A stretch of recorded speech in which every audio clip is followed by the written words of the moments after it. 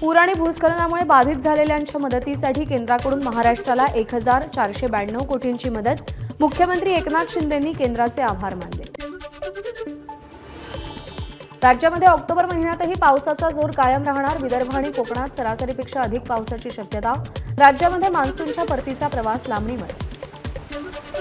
रायगडच्या पोलादपूरमध्ये मुसळधार पाऊस. मुंबई गोवा महामार्गावरच्या काटेतली फाट्याजवळ पाणीच पाणी. कापणीला आलेला भात भिजला. परतीच्या पावसामुळे शेतकरी चिंताग्रस्त. नाशिकसह 6 जिल्ह्यातील शेतकऱ्यांना 2023च्या खरीप हंगामातील उर्वरित पीक विमा मिळणार. कृषी मंत्री धनंजय मुंडे यांची माहिती. ताडोबा अंधारी व्याघ्र प्रकल्प आजपासून पर्यटकांसाठी खुला. पावसाळ्यामध्ये 1 जुलै ते 30 सप्टेंबरपर्यंत ताडोबा व्याघ्र प्रकल्प पर्यटकांसाठी बंद होता. नाशिकच्या सप्तशृंगी गडावरती नवरात्रोत्सवाची तयारी पूर्ण. मंदिराचा गाभारा चांदीच्या महिरपानं सजला.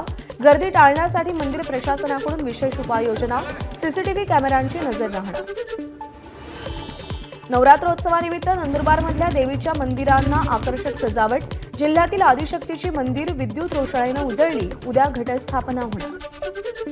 ई शिवनेरी एसटीमध्ये आता शिवनेरी सुंदरी. बसमधील प्रवाशांना मदतीसाठी शिवनेरी सुंदरी नेमणार. हवाई सेवेच्या धर्तीवर एसटी महामंडळाचा निर्णय. एसटी महामंडळ अध्यक्ष भरत गोगावले यांची माहिती. चंद्रपूरच्या पोंभुर्णा शहरामध्ये राज्यपालांच्या उपस्थितीत आदिवासी मेळावा.